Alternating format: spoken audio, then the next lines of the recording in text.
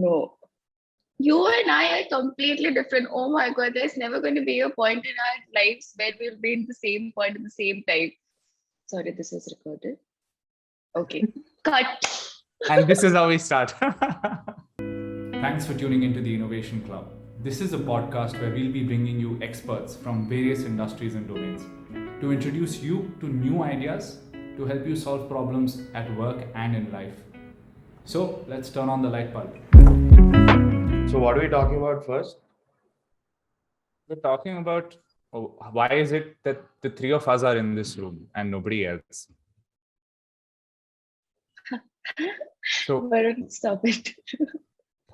What? As in, I don't Without understand why without any inside jokes. Yeah. I mean, I came up with a lot in my head why only three of us and not anyone else. But Because we work at Launchspace. That was my idea. Yeah, same. What did you understand? Wow. Okay. Imagine Varun being at a level where you don't understand your own jokes. That is what it is to be friends with Sanyukta.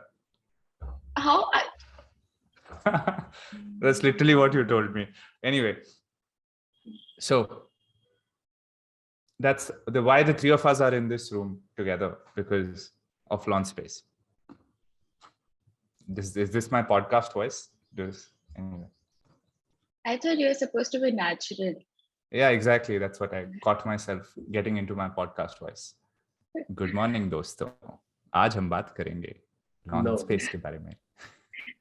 Which is what we are not doing. It has to be natural. Yeah, cringe.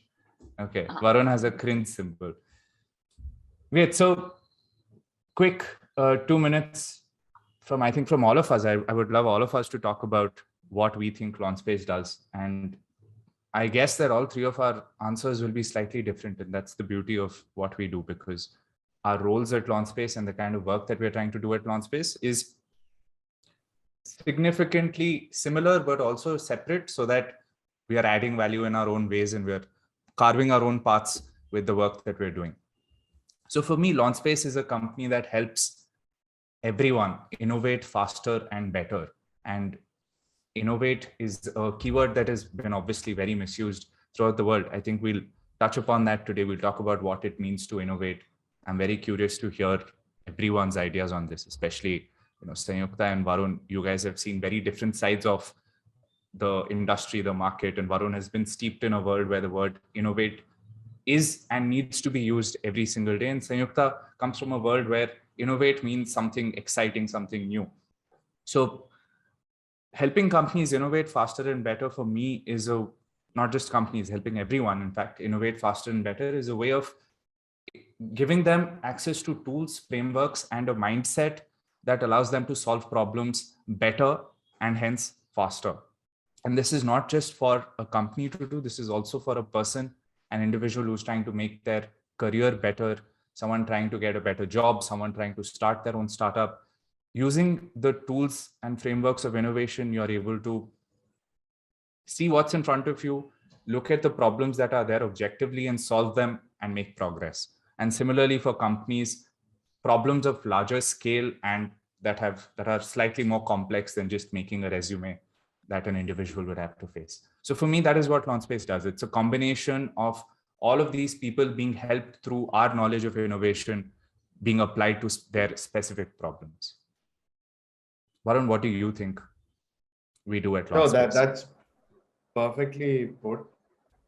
From my perspective, I think we are helping people adapt to change. And you'll find me repeating that a lot of times, because I believe that innovation is basically an effort made to adapt to change, whether it's for yourself or the general world, in an effective manner, like bringing in that newness. New doesn't necessarily mean that you're introducing a completely different thing. You can change something that exists. You can change the whole environment by introducing new things. So it could be any of those things. And normally, I think when we say change, it's basically us reacting to change, and change happens. So our usage of the word change is also slightly weird. but according to me, it is this. Like, and if you are trying to help people innovate, it comes into multiple formats. Like you'll have to end up meeting people where they are. That is, you can't just say it's a culture and expect people to adapt. You'll have to create programs. You'll have to work with people to help solve problems better. And it's also, I would say, finding, a lot of people talk about finding problems, defining the problem well, and solving it. Like problem solving is also treated as innovation. I think it's more deeper than that, because if you're just solving problems, then I mean, anyone can pick up problems and everybody does innovate. But if your innovation needs to be significant, you don't go after problems. You have to find that insight that you derive from problems and act on that insight. If you're blindly solving a problem, there's like, I don't think you do much. So Launchspace exists to help people figure this part out, which could result in speed, more money, or just impact, anything, growth, let's say. Okay. So all three of us work at the same place. So obviously the bottom line of what Launchspace does as a company remains the same. But what motivates me to come to work every day is slightly different. I think from my perspective of what Launchspace does, or that sentence doesn't have innovation, that word as such. But for me, Launchspace empowers students. And this helps them to take control of their careers.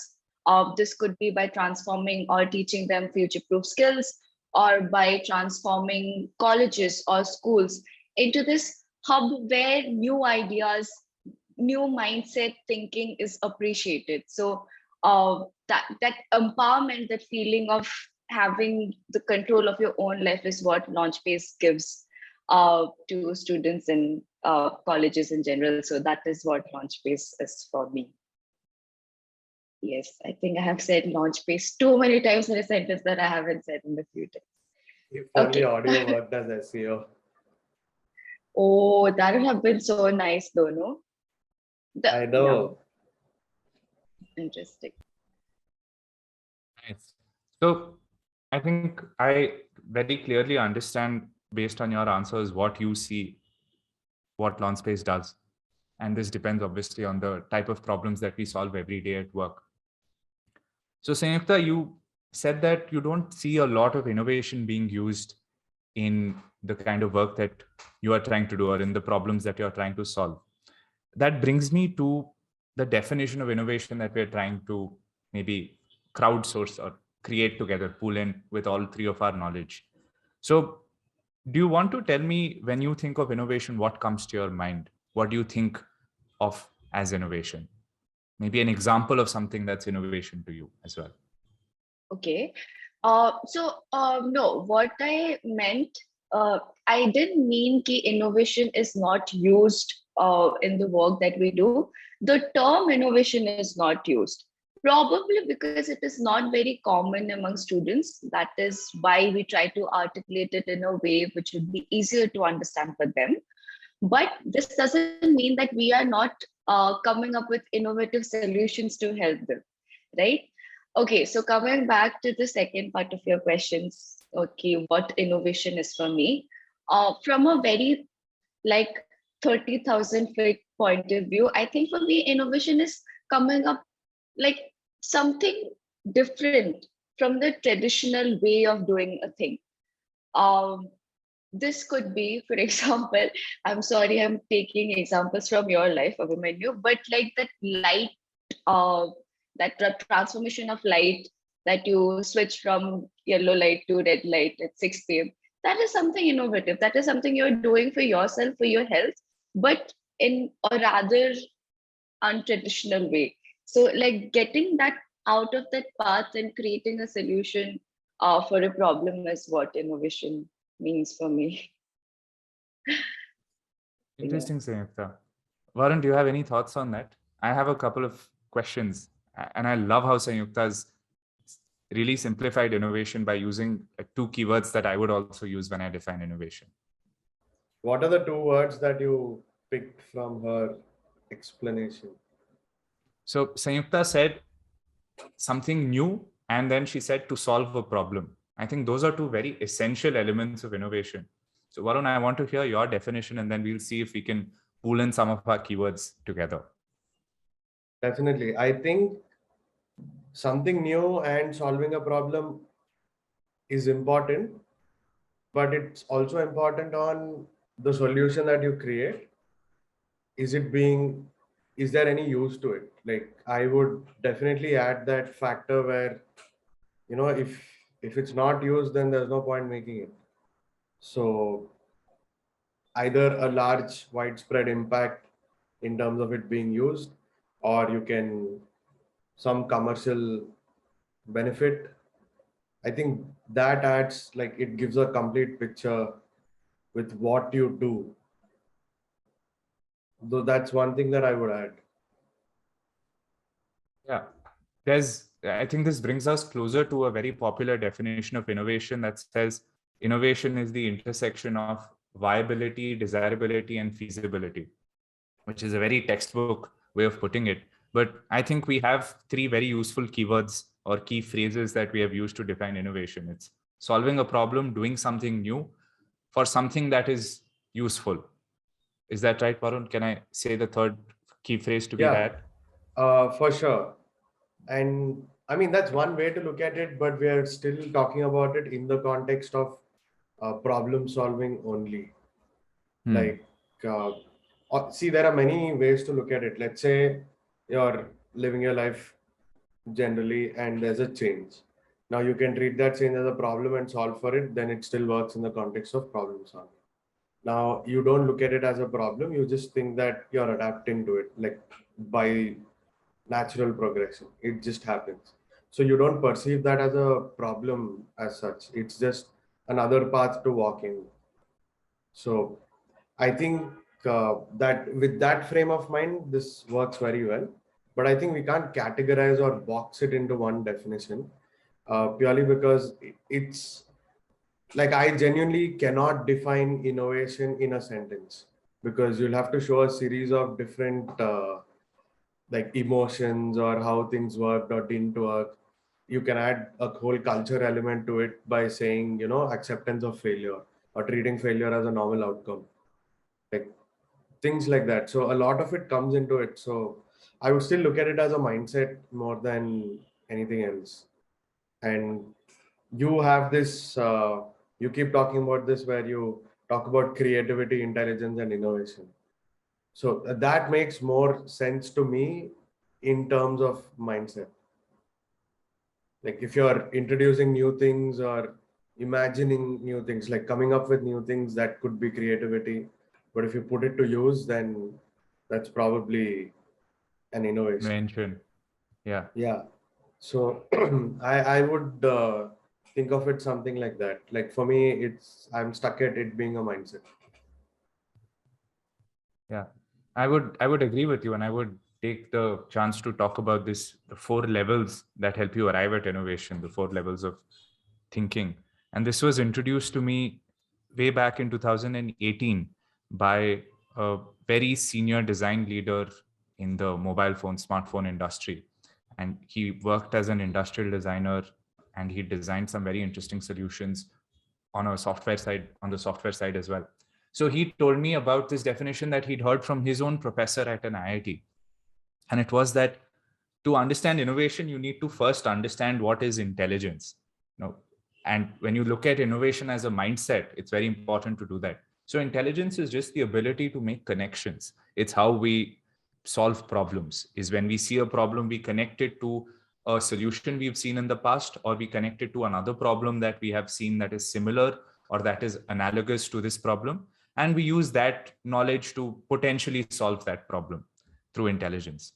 Creativity is the next level that comes right after intelligence, where you're finding unique connections to this problem that many other people would miss. So you're doing the same thing. You're finding a problem, but you're connecting other analogous problems, and you're connecting solutions from places that would seem unrelated to most other people. That's what makes you creative, because you seem to, when you do something creative, people will look at you and say, wow, how did you figure that out?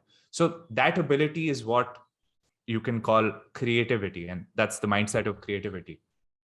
Now, invention is the next level after creativity, is where you have created a way to action this creativity every time someone wants to solve that problem. So you create an invention which captures a way of solving a problem in a creative way. And that is just a method of solving the problem. That's it. It solves the problem effectively. Innovation is separate from invention, and we tend to mix up these two words very often. We can even talk about what other misconceptions we've heard about innovation, but this is one of the most common ones I've heard, where innovation is the same as invention. It's actually not. Innovation occurs when you've taken this solution that you created and you found a way to commercialize it. You found a way to have it not just work for me, but work for many other people, and have them somehow economically cause economic benefit of society and of me by using that solution. So to go back to Sanyukta's example, I created a way to turn my lights red in my house because I have these Alexa lamps that change color every day at sunset. If I found a way to sell this as a service, and if I found a way to package it into a set of bulbs and a service that automatically does it for you, and I convinced more people that they need to use this product in their homes, that is where it would become an innovation, according to me. Until then, it is just an invention that I have made in my house to make my life easier. What do you guys think? I have one question. Isn't invention creating something new? And creating something from scratch, or like working on an idea from bottom level. And innovation is something that you tweak on an idea and find a better viable solution for the market. Is that, am I getting something wrong here? Varun, my Not question really. to you to add to what Sanyukta says, my question to you is, we always have this prerequisite of invention that it has to be something new. But do both of you believe that there is anything such as an original idea? Not at all. Like, anyone who thinks that they've invented something, I think within their bubble, maybe, yeah. But apart from that, definitely not. And this actually, it's exactly that, right? Tweaking an idea is not necessarily an innovation. It could be, if, let's say, my idea is I made a water bottle. Now, if I have to tweak this, maybe I'd put a latch or something to hold on, just carry the bottle comfortably. Now, that can be an innovation, but I'm tweaking it. That can be an invention because I made something new. So I don't think making something new is necessarily innovation, but if you can, I would call that, like, if you have a water bottle and something to hold on, I would call it an innovation because it can be used by every single person. It's applicable by your definition also, and what we've discussed so far. And that actually has an impact. It's repeatable, it's scalable. You can make money, there's commercial benefit, economic benefit, and all of that. So you can invent something, but to make it an innovation, you need to put it to use. In at least within that environment, like, figure out your constraints within that environment, it can be repeatedly used. So I believe it has to be that. And in fact, this constraints thing also haven't, like, I wanted to ask you guys, do you think constraints play a major role in creativity, innovation, invention, being more intelligent in all of this?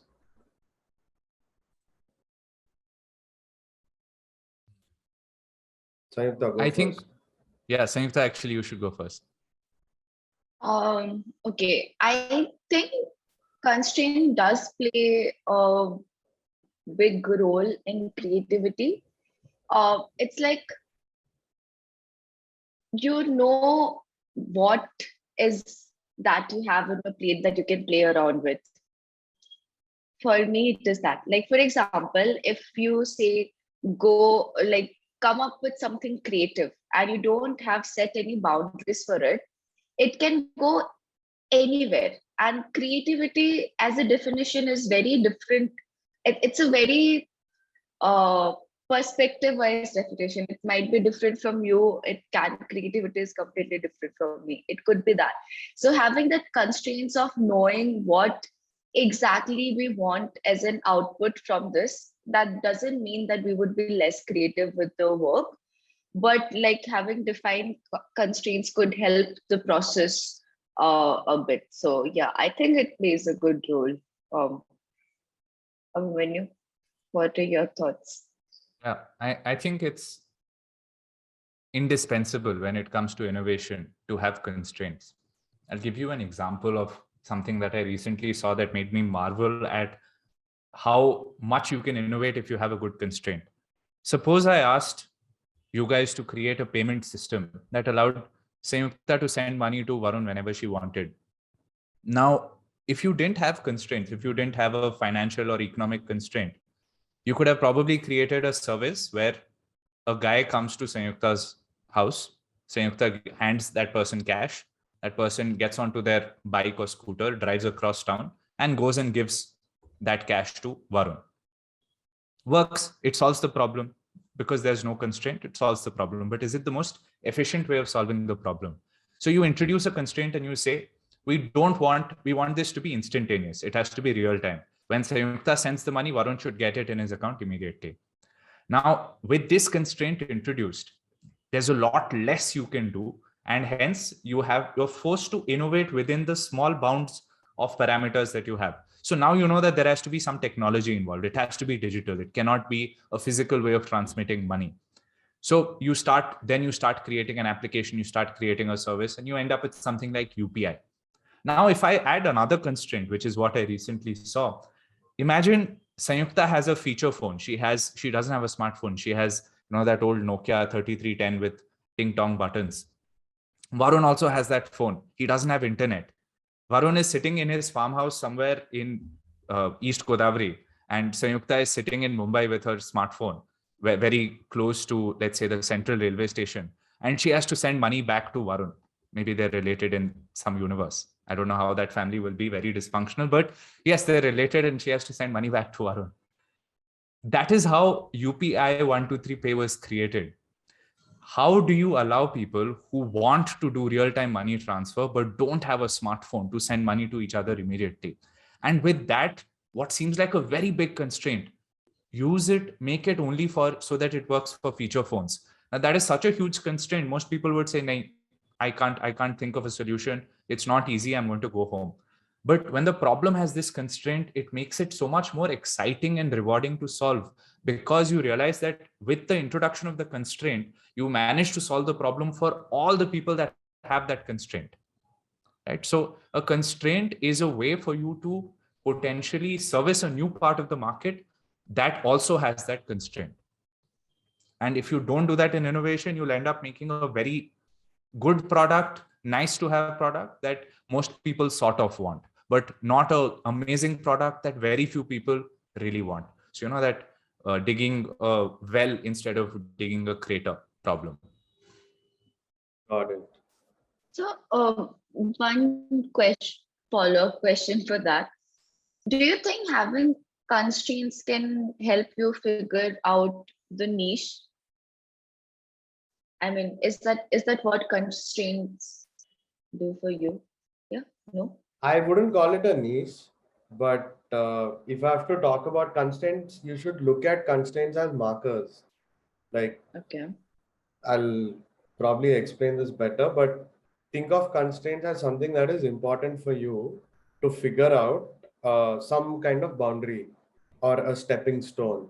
Because without constraints, what are you even doing? Like, if you don't have, let's say, a camera recording you, why would you sit like this? You'd be walking around, running around, doing something else.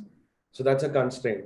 And even your chair, like, why are you sitting? Like, can't you just lie down? You can't, because that's a constraint. So let's say you want to create armrest for a chair. Because you are sitting and you can't rest your arm anywhere else, then you create the armrest. No, like day one, you don't start with the armrest and then come up with the chair. You never know, even that's Interesting. possible. But I think constraints, I look at constraints and failure as something that are related. Like you fail to figure out what the constraint is, or you fail and realize that, okay, this is the constraint, and put a marker there. And once you identify, like failed a few times, tested boundaries or constraints or whatever, then you know that, okay, these are the different markers that I have to work with. Like, how do you start something from nothing? You'll have to, there should be some first step or a starting point. So you use constraints as the starting point.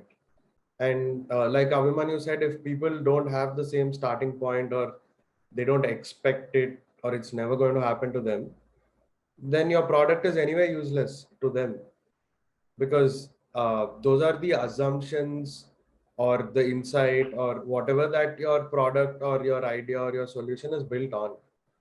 So the fundamental factor that your solution is built on is a constraint. If you remove that, then what's the point? Like, you don't need to innovate. There's no point for creativity. It's just like baseless, frankly. All a That was a moot rant. point. I know. Just happened. All a moot point. Yes, I agree. No, I just can't take it when people sit and crib about constraints. Like that complaining mentality just annoys me. Hmm. We can go on that tangent as well. But if you don't mind, I have one question for You Abhimanyu never and mind, Varun. Samyukta. So, like for me, innovation, like you guys are very much indulged in the word or term innovation onto your day-to-day activities, or rather, however you pass on with the work. So what I have heard till now, like when you were talking about innovation and the four levels of thinking, and when Varun, you were talking about innovation and the commercialization part of it, like it should be viable, adaptable, fast, economically, should make sense. I, so my question is, can this innovation be in personal life as well? Like, for example, I don't know how to articulate it better, but like if I come up with something for myself, which could be an innovative solution for me to lead a little more productive life, would you call that an innovation if it is not scalable, if it is not doing any impact on the society, if it is not making me earn more money? Do you still call it innovation, Varun? Yeah, I mean, why not? Like if see, the common observation is your life is not very different from majority of the people. Uh, to yourself, within your head, you might be unique, but not really. So in that sense, any problems that you face in life, because same environment, no, same constraints almost. So anything that you go through, someone else also will. Let's say you figured out a way to manage your income better or something. You can say, this is how I did it. Tell people that, see, this is something that you might have a problem with, or do you have it? And go tell them this is how you do it. And it can like scale. So it creates a greater Oh, impact. I mean, even if you don't do it like that, even if you're doing it for yourself, as long as it's working, I would say like you innovate. Even if you have to like learn to walk, it's the same thing. Like for me, it's just the mindset, personal, professional, anything. interesting. Okay. I don't have any rider questions on that. I mean, when you want to share your thoughts Ah, on innovation on in personal life, hmm. or from that perspective. When you solve a problem for yourself, you've created something. Maybe you've created something new. Maybe you've just found a way to repurpose something that is old. As Varun very rightly pointed out, your unique experience, your life is, feels like a unique experience, but there are many other people that will probably be having the same problem that you do. So if it is possible for your solution to be used by them as well, then I think I would call it an innovation. If you've made something that only exclusively works for you and it will not work for any other person to solve a problem that they have, for two reasons: one, because they don't have the same problem, or two, because they can't use the solution that you have to solve their own problem, then it just remains an invention. Then it's something that you've created for yourself. What I've created for myself, which is my lights going off, I feel like it could be an innovation, because I could start talking about it, and people who feel that, yes, we have this problem, we have problem falling asleep at night because we expose ourselves to blue light all day. Hence, if we have these lamps, we want them to turn red. That could be a solution that they would also want to use. In that case, I would say that becomes an innovation, because it can be used by other people, but it does not necessarily need to be used by other people and commercialized for it to be an innovation. If it just satisfies that condition, it can be called an innovation, according to me. That's my way of thinking about it. Got it. I feel that even if you do it for yourself, it's still an innovation. For example, we talk about ideas, right? Let's say it was your idea to build a car. You built a car. Now, would you still refer to it as an idea, although many people are using it? I would call it an invention. But who really calls it an invention by then? Like, see, you are still the person who got the idea of a car. So a car was an idea, maybe now it's an invention, but since it's being used by so many people, it then becomes an innovation. So you're saying everything starts with an idea and has to go through these steps and finally become an innovation. I like to believe that. I like to believe that any idea first manifests as a solution where it's an invention. And once the person that has created that, or someone else who's created, someone other than the person who created the solution, figures out a way to sell it. There's a very popular example that I've used in a lot of sessions where I talk about innovation to students, where I talk about the origin of Diet Cola. So who do you think created Diet Cola? Which company was responsible for creating Diet Cola? Not Coca-Cola, I think. Yeah. I don't know which one. Attended enough of these sessions to know. Yes, it wasn't Diet Coke, even though that is the most renowned brand of Diet Cola in the world. So when the invention of low sugar cola happened, the problem that people were facing was, there's too much sugar in this can. If I drink it and if I have diabetes, I will be in trouble. Or I don't want to consume so much sugar because it's bad for my health. So a company called RC Cola came along and realized we can use artificial sweeteners to give the same taste, some form of stevia or some natural sweetener, which is, or I don't know what it's called, 400 times sweeter than sugar for the same quantity of with the same amount of weight. So they created a cola and they said that this is cola for diabetics. Now, this was an invention. The invention of Diet Cola happened with RC Cola, creating this cola that has low sugar, and if you drink it and if you have diabetes, you will not have a problem. But it didn't sell because it was marketed to an illness. Right? If you have diabetes, you should buy this cola. Nobody wants to walk into a supermarket and say, hey, listen, can you give me the diabetes cola? That's not a very desirable way of purchasing things.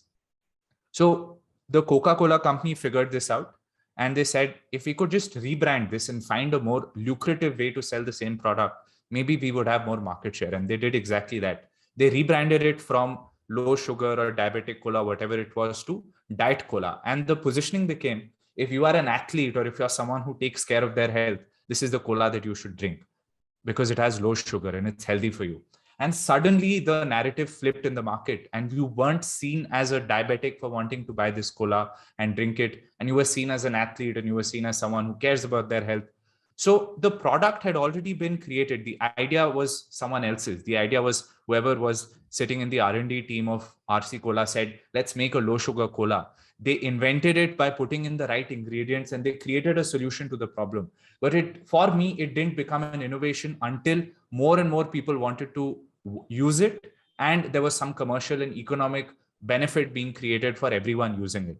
For the people who drank it, their health was better. They were spending less on hospital bills. For the Coca-Cola company, it was a new product line, more sales, more profits. Everyone benefited, and hence I would call that an innovation. That's the way I look at it, at least. So you were saying, So you were saying that RC Cola coming up with a way to get the sugar out of the drink is not innovation, but rather Coca-Cola, who did the rebranding and repositioning of the product, was innovation because it was more scalable and more adopted in the market. Is that right? Yeah, think about the most famous electric car current company in the world. Which one is it? Shit, general knowledge question and all you were asking. Tesla. It's Tesla, right? Elon Musk's Tesla is the world's best known electric car company. And now if you think of good electric car, you think of Tesla. Now, not many years ago, there was this car called the Prius that the Toyota was selling. Yeah. It was, if you remember, and I whenever I traveled outside of the country, the few times that I did, I would always see a Prius and I would always see some environmentally conscious person driving it. So driving an electric car that ran on some kind of battery at that time was only possible with a Prius, but it wasn't seen as cool. It wasn't seen as desirable. You didn't want to be seen in an electric car because if you were driving an electric car, you were just a hippie. You were someone who cared about the environment and you were against petrol and gas guzzlers and all that. But then Elon Musk came along and with his company Tesla, they figured out a way to make electric cars cool so that more and more people would desire it. So I would say that even though the electric car was probably not invented by by Toyota when they created the Prius, they found a way to sell it. That was one degree of innovation. But the real innovation came when Elon Musk with Tesla found a way to create electric cars cool. And that wasn't just because they found a way to position it better. That's also because of advances in technology, battery technology, electric motors became more efficient. The battery packs became more lightweight, and the general narrative of the Tesla car company helped them arrive at this stage where it is now cooler to own a Tesla than it is to own a Ferrari in many parts of the world. In fact, if you're in the US, if you have a Model S, you're probably going much faster and much further than someone in a Ferrari is. Now, the Ferrari is just a status symbol. It's not seen as the performance car of the world. So that is innovation. Got it. So the two examples that you had given, electric vehicles, Tesla, or Diet Coke, right? There's a big role to be played by marketing. And there's this popular quote, I think it's by Pete Drucker, the management thinking guy, who said there are only two things that make money in business, marketing and innovation. Everything else is a cost. He would have said that with something in mind. Like, I'm sure he's had enough experience in his life to figure out that, okay, innovation and marketing need to go together, or there is a fine line between them. So you can't just say innovation is marketing or marketing is innovation. He pointed those two things as two separate things. And both of those make revenue. Everything else is a cost, which at a high level, because all of us have managed some money here and there, we know that it's true. But what is that relation between marketing and innovation? And can you innovate in marketing, or can you market innovations? Like, how are they? Like, it seems like a big gray area to me. Yeah, I agree. I think there's a fair degree of overlap between the two. I would say the difference between the two is thus: innovation is figuring out what people want to inform your product and to inform the thing that you create. So it is invention that is led by the needs of people and the problems that they have. Marketing is then taking that product that you've created and selling it to them, again based on the needs that they have. So the needs are always at the center. If you speak to any marketer that has made a campaign that has worked, it's because they found an insight or a need that a lot of people resonate with. All the popular advertisements that you've seen on TV, we relate to them because it's something that we felt ourselves. So innovation is doing that in the creation of the product. Marketing is doing that in the commercialization of the product when giving it to the user. For me, that's the relationship that is there. So obviously you can innovate in marketing. That just comes from understanding the needs of who you're selling to and gearing your conversation, your narrative more to suit those needs, rather than just saying, hey, I've created a low sugar cola. If you have diabetes or if you have an illness that requires you to drink low sugar cola, buy my product. Why would anyone buy it? Versus if you understand what do people need, why would someone need your product, and you position it and sell it to them, I think that's where marketing also becomes innovative. Okay, not trying to play devil's advocate here, but so okay, when you just mentioned that coming up with a low sugar cola was not an invention, but like knowing the need of the market and branding it in a way that would be more attractive for other people is what. No, I did not say coming up with a low sugar cola is not innovation or invention. What did you say? Innovation. Yeah, just coming up with a low sugar cola is not innovation. I think that just is very important. Okay, but the thing what Coca-Cola did with coming up with the Diet Coke is actually marketing. क्योंकि idea तो वही था. They didn't come up with anything new, na? Sugarless cola or that thing was the same. The product was the same. What they did was different in the marketing part of it. So now do you call it marketing or innovation? See, if to extend that example, even Tesla ने तो कुछ नया नहीं बनाया. They used जो electric car was already running as the Prius. They just changed the body of that and they marketed it separately. Yeah. So do you still consider it as an innovation? I think so. For me, it is an innovation because the mindset of figuring out what people want and gearing your product to fit those needs is still innovation. Marketing is the extension of that because you're communicating it. When you communicate it to them, you do it in a way that they realize that their needs are being met. But I like your question. It's a very gray area. No, it comes down to two things. Like this is what I was trying to see if we can probably pick one over the other. So it's either marketing is a subset of innovation, because if innovation has to be in the hands of many, marketing is what gets you there, right? So expression is marketing. Then if it's not expressed, how is it an innovation? So marketing is a subset. On the other hand, marketing is not a subset of innovation. It's what completes an innovation, right? Those are two different things where you're saying once you innovate or you're innovating, but you can't still call it an innovation because marketing didn't finish the task. So closing the loop or making sure an innovation becomes an innovation is the responsibility of marketing.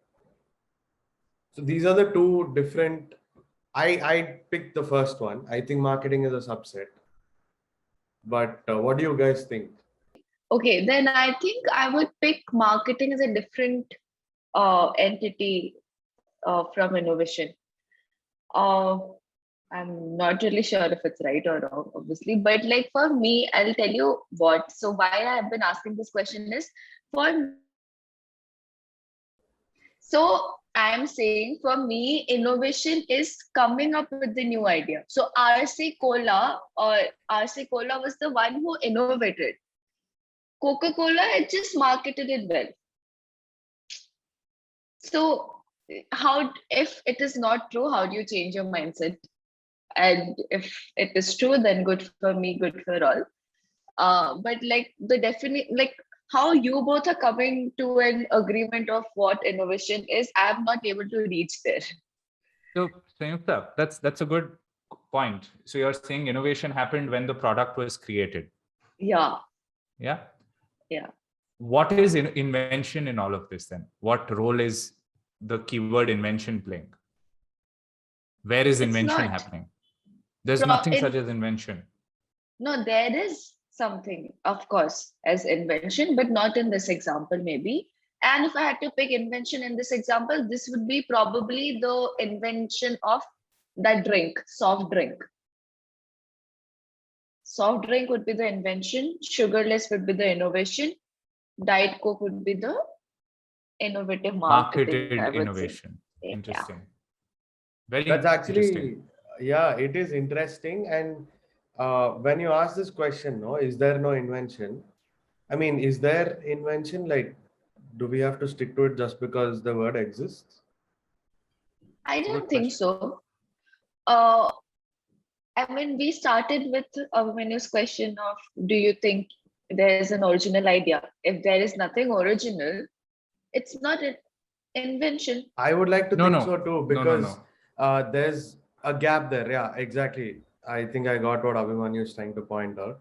Uh, two things. One, it's not necessary that it's original or it's the first time it's ever been done, right? On the other hand, why I would call an invention an innovation is probably because take any example. Let's say you've like created a phone. Like you think the iPhone was an invention? I Like think that's how it's iPhone was an called. innovation. Yeah. I think a phone in general Telephone was was an an innovation. The invention. first phone ever can also be an innovation, no? Like even when you tie two cups to a string and listen, that's innovation. Like that's not invention to me. And when you create an electric line and say, I'm going to remove this plug from this switch, put it in the other thing, and connect two lines across countries for people to talk, if you are still innovating, no? Where are you inventing a telephone? Like, how can you I think invent that some is if it's a invented. form of? So you're saying if you're creating a platform for something as fundamental or basic as communication, then it's an invention. I'm saying it becomes innovation only when it can solve the problem of many people because it has been created. So if I just created a system that allows me to plug a wire and there's a signal coming from one side, I change the wire and the signal goes to the other side of the country. Practically, literally, that is what a telephone exchange does, right? You get Exactly. signals, send them Yeah, there. yeah. That is an invention. You've invented a way of solving a problem, of sending a signal from one place to the other. Innovation requires a human problem to be solved by that invention. That's what I'm saying. I'll just stop you there. You said I Yeah. created a way of getting these signals here and emitting it somewhere. That is repeatable and scalable, no? Like it Yeah. can impact a large number of people. I call it an innovation because I can create so many of that and apply it to so many You're people, so right. many problems. So it's So happening at scale that putting it in the hands of everyone can be done. absolutely. So every So I'm innovation requires confused the there. invention. No, but you're right. If it's an innovation, then there is also something that has been invented because someone has been creative, because someone has been intelligent, which is why I spoke about that pyramid in the beginning. If you have an innovation, necessarily all the lower levels of the pyramid also need to be satisfied. Someone found a connection, someone found a creative connection, someone solved a problem with that connection, and someone found a way to scale that same solution for that problem with economic benefit for everyone. So an invention, then you can keep going above on the pyramid. You can keep going higher. So when you can start charging people for calls and when you can make a company based on this innovation that you have to connect people, that becomes incremental innovation. That becomes the next level. Maybe tomorrow you come along and you say, we don't need a telephone exchange. We can do this using satellites. That is where you have a disruptive innovation, where you've thrown away this pyramid completely, or you've pushed it to the side and you've said, there's a new pyramid that I've created. I've invented a way for people to carry telecom devices, and I've made it scalable, repeatable, and commercially viable to operate this network. So every innovation necessitates the existence of an invention that has made it possible. Now, every invention need not be an innovation, but every innovation needs to exist on the back of an invention. Exactly. Yeah, perfect. Anything? Yes, Cool. go for it. No, nothing. I agree. I think this makes sense to me.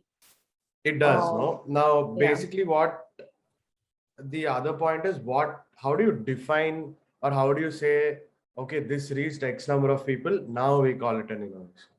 Or who gets to where say is the that line? before it reaches X? In my head, I know it can. That is why I'm calling it an innovation. Like it reached 10 people. Let's say a room of 10 people, 9 on 10 used it. Or like a country of 1 billion people, 900 million used it. but the rest, let's say rest of the world, let's take another 5-6 billion, the majority didn't. Or out of 10 people, 2 people used it, 8 did not. And then how am I supposed to say that, okay, I think it definitely is usable outside of these 10 people, so I'm going to call it an innovation? Or how do you define that part in terms of usability? Like, we assume that majority of the world has these constraints because that's what we hear or we know.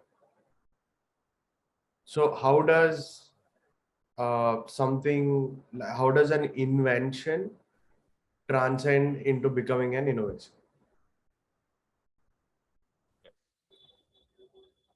Any So thoughts? first, I have a couple of thoughts on that. My very first thought is I don't think you can set a quantifiable condition for innovation. That means if X out of Y people are using the invention, it becomes an innovation. I don't think there is a cutoff. There is a minimum requirement. There's no threshold, nor is there an upper bound that only when so many people have used it do we call it an innovation. Absolutely. I think, right, the existence of an innovation is apparent and it's almost subjective. So Varun may call it an innovation, but Sanyukta may not, because she believes that not enough people are still using it the way it's supposed to be. For me, an invention becomes an innovation when a small enough identifiable group of people are using it, and it's not just one person. If only I use it, it is just a personal invention. If people who care about their sleep and who want to go to bed and wake up refreshed and who live in Hyderabad use it, for me, that still becomes an innovation because I've still managed to create a small subset of people that are using that invention successfully. So if I can characterize a group of people with some parameters, my invention I can call an innovation. But then obviously the question becomes, I can add as many adjectives as I want and I can narrow it down so that it's only 3 people. Yeah. So I will say this is an innovation because people who live in Hyderabad and who work at Launchspace are using it, but that's 3 people. So let's add one more factor to it, no, like viability, right? okay. Like, if something is viable in terms of not just it being usable by more people than just you, but also it's sustainable, like it's economically viable.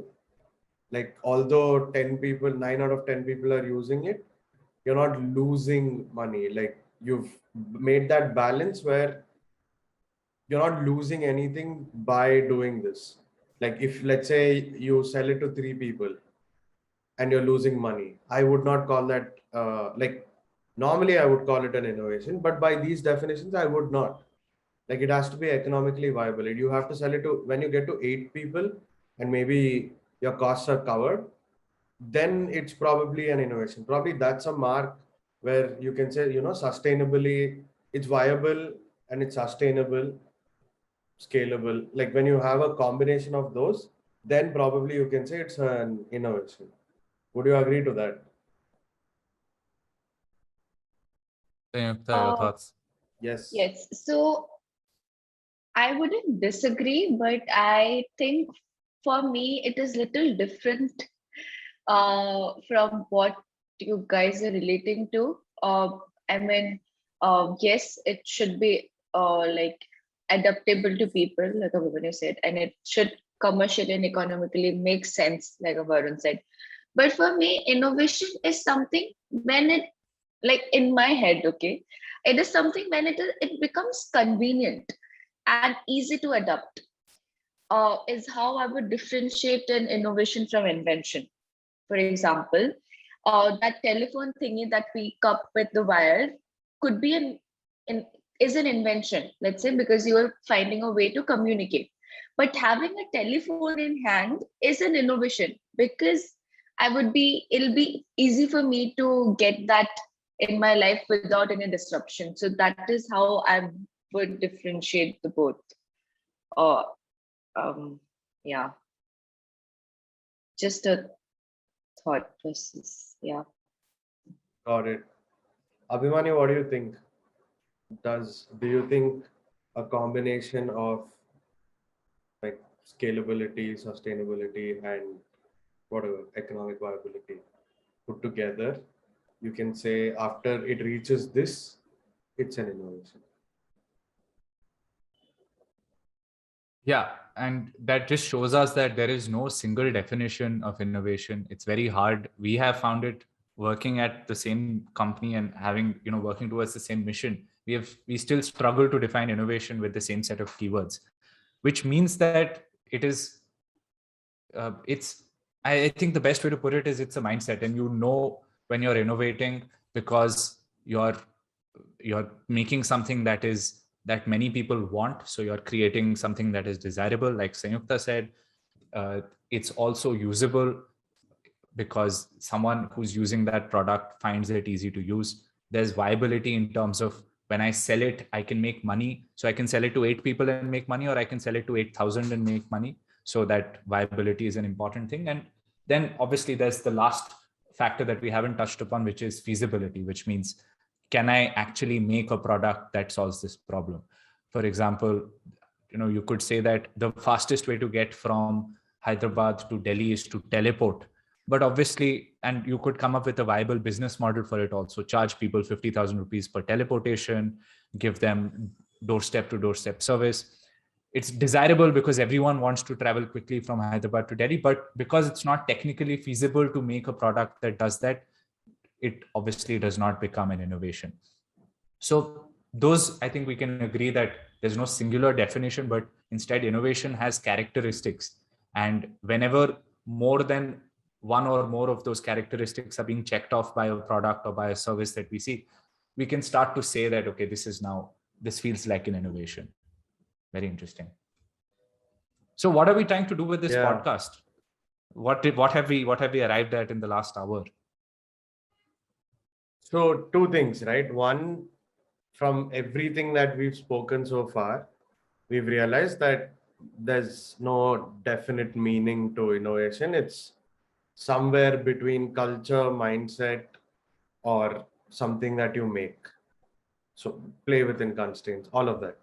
And also, if we are trying to tell people that, it is this or it is that, might not be the best way to let people know. So I think ideally one is take people along with us on our journey, trying to find out who perceives innovation as what, because I'm sure that even in the next 100 years is not going to be answered. Like, very confident. And the other thing is, it's also not just the meaning, right? It's also about culture. Like, how does innovation or talking about innovation or trying to be an innovator or being an innovator impact culture? So I think that people who try to innovate or people who have that mindset accept failure as a natural outcome. Like, it's good you failed now, you know that this is a constraint on which you build. So that's an opportunity. You recognize an opportunity by failing. So if you look at a failure like that, and especially in our country where you know how failure is treated, I mean, I don't need to give examples also. So that impact on culture is another thing that we can definitely, like, I would love to focus on that, because we tried saying why people need to innovate. We tried all of this, but it has to, like, it comes for them. It has to come from within. They need to understand what innovation means to them in their context. All that happens. But unless we kind of show that, okay, these are all the perspectives out there, how is anyone going to decide on anything? And we also speak a lot about change and adapting to change. So it's just going, even this definition is going to keep changing. Very meta. Okay, never mind. Love it. Sangeeta, what are your thoughts on this? What do you think we are trying to do with this podcast? Okay, I completely agree with Varun. I don't think I would say that again. But to add to what Varun said, like what we have discussed for the past hour, what we have come to the conclusion is that innovation has different definition. It's a kind of a mindset. So for me, this podcast would be a place where all these different kind of people with different mindset, different definition of innovation come together, build a community to create an impact. This could be in their personal life, this could be in their professional life, or create no impact at all. Just talk about it. So this podcast would be a way to achieve that for me. Love it. I think between those two definitions, I have nothing left to say. And the only thing But I would okay, if you add have to is, talk about how we do this, like let's say right. it comes down to simple, regular conversations, frankly. But in that sense, how would you do this? Like, how would you help creating a culture that, let's say, accepts failure, or a culture of innovation, or try to define the word innovation, show people that can be this, and this. Even that is innovation. You're not wrong. There's no right or wrong. Shit like that. But how do you do it? It's a combination of multiple things. One of them would be introduction to new perspectives. How Sanyukta said, everyone has a different mindset and a different definition of innovation, but I think it extends beyond just innovation to almost every other aspect of life and business. So getting exposed to different mindsets and finding a mindset that aligns completely with yours, and finding something useful in that, and finding a mindset that is completely opposed to yours and finding value in that also is something that I think we want to do with the podcast. So exposure to different mindsets and perspectives would be one of them. The second would be, I think that all three of us are on a journey where we need to be very close to innovation and actioning innovation at work every single day. So I believe our own personal experiences with innovation, stuff that we've done in the past, stuff that we've seen, our perspectives on what's happening on the world, that will also help people interpret the world around them. And it will give them new mental models, new frameworks, and new tools to process information, to solve problems, and to think about the world around them. So I feel those two would be the main ways that we would add value. Fair specifically. enough. Got it. And just to kind of bring this together and maybe add a point or two,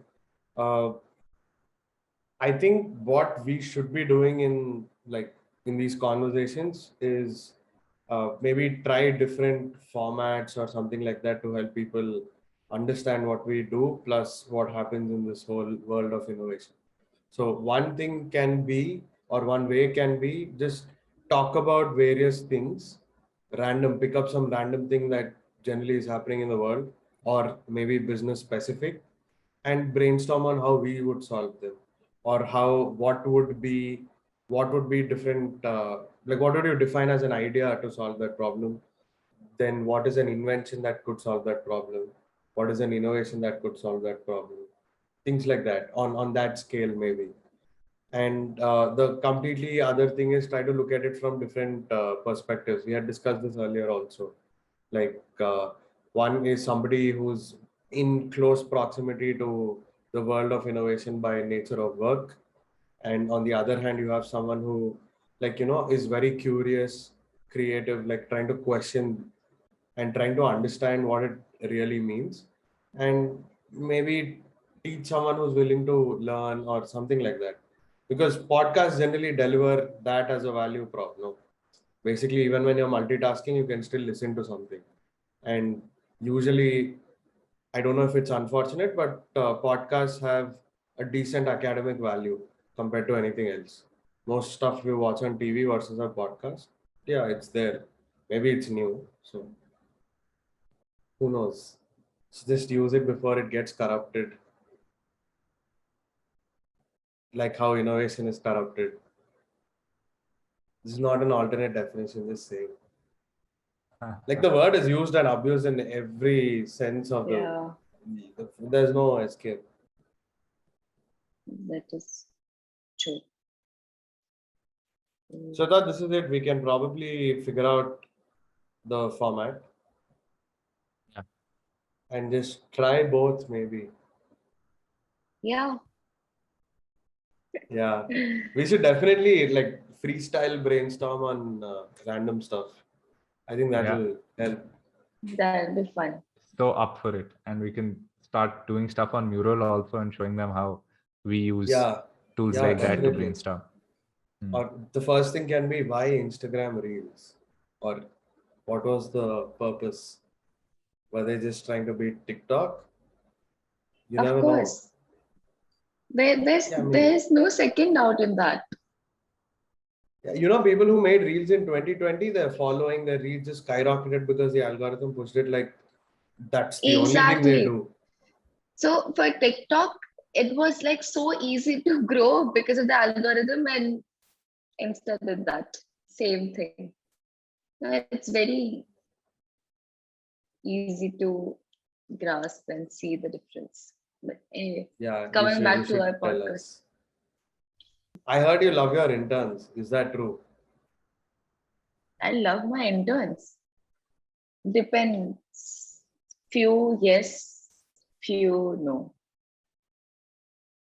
Now the few that have been, everyone is shaking in their shoes thinking, am Yeah, I the they few need to that is know. no? I think I'm very polite If you with want to know the everyone. answer, But tune in to the next episode of this podcast. yeah. Some shit like that.